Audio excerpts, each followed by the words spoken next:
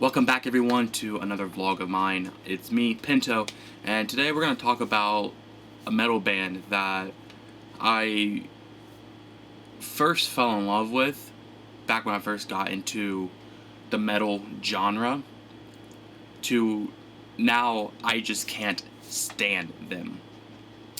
So let's get to it.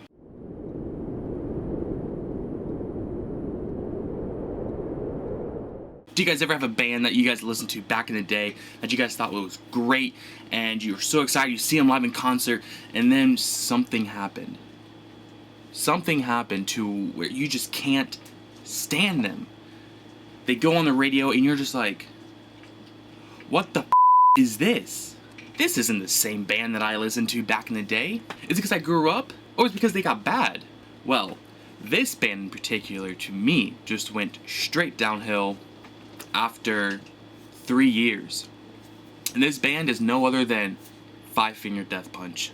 I get a lot of hate. I get a lot of comments saying, people always tell me, you only hate Five Finger Death Punch because everyone else hates Five Finger Death Punch.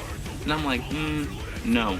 Let me tell you why. The first time I ever listened to Five Finger Death Punch was in 2012. This was the beginning of my metal phase.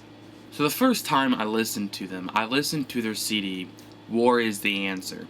And on that CD, it had a cover of Bad Company. And at the time, I didn't know that that was a cover.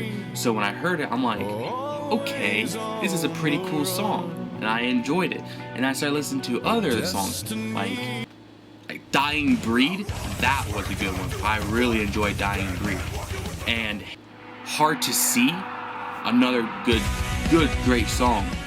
So this influenced me to listen to their other CDs. And their other CD is The Way of the Fist. And on that CD, we had Ashes, The Bleeding, Never Enough. Those songs were also good. Honestly, those two CDs, those two albums were great. To me, that was actual metal. So I went to this festival, Rock on the Range, back in 2012, where Five Finger Death Punch was playing. And at the show, you can get two types of tickets. One is for a stadium, so you're up in bleachers, and the other one is on the floor, so you actually get to be in front of the stage, mosh, crowd surf, all that great jazz. I had the stadium for the first time I went, because it was cheaper. When they came out on stage, they introduced themselves like this. The last time we were here, we were told to not come back.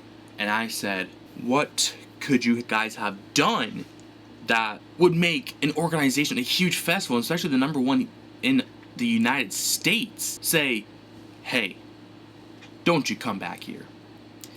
And then they played. They played their first song, and that crowd erupted. There was moshing on moshing. There was surfers. There was just chaos going on in that crowd. And I was in the stands, and up there I was like, holy that's Five Finger Death Punch? That's insane. Flash forward to 2014, I had an opportunity to see them again, and this time I was able to get to the floor. So I was able to participate in the moshing and the crowd surfing and all the utter chaos that happens in the crowd. Five Finger Death Punch came out and they said, last time we were here, we were told to never come back. And I was like, okay buddy. And then they played their first song. And now I know how sardines feel. I know how it feels to just be given no room at all.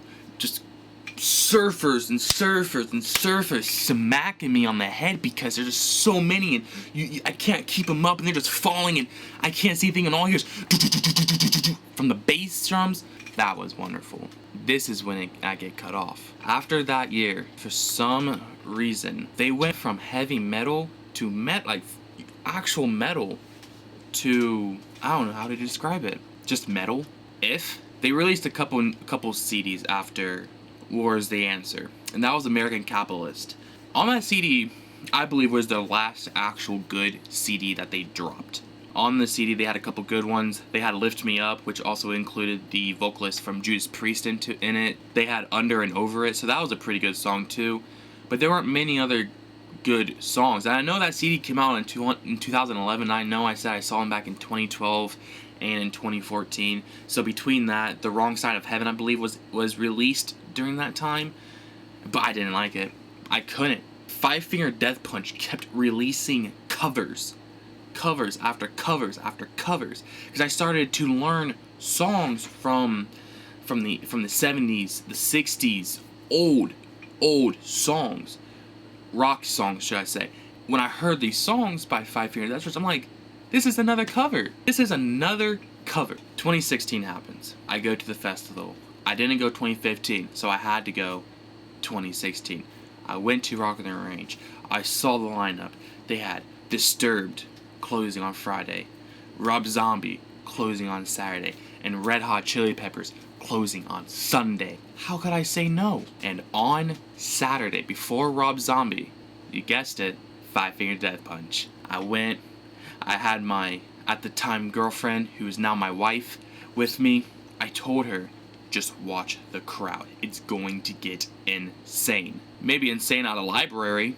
No moshing. Barely any crowd surfing. Covers. Acoustic sets. Barely any energy in their set.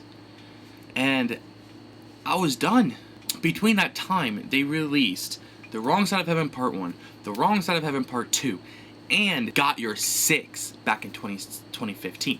And I don't even remember that CD. They went from a heavy metal band to a posing band to a poser. So every time I hear someone say, oh man, I love me some Five Finger Death Punch, I look, I'm like, do you enjoy music? Do you enjoy creativity, originality? Because I don't think you do if you listen to Five Finger Trash Punch.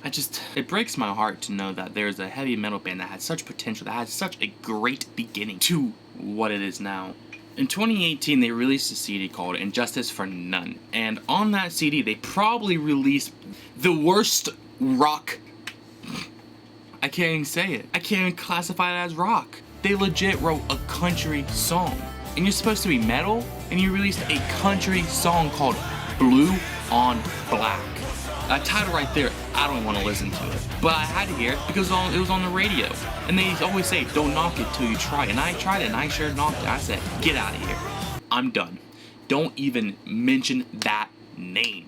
I just can't. How is Five Finger a metal band, but can't release metal music? All of their beats are the same. They have like maybe a couple double pedals here and there. Mainly all their songs is acoustics with a little dun in the background, clean vocals. He might make an angry face just to sing, but that's probably all for show. Five Finger Death Punch. I'm asking you, can you make a heavy metal song? That's all we want. It's just a heavy metal song. Who knows? Maybe in the future they'll give us an actual good heavy metal song and be Five Finger Death Punch again. We just gotta wait to find out. Alright guys, thank you for listening to me have a little rant about a little metal band that, but I'll check you here next time.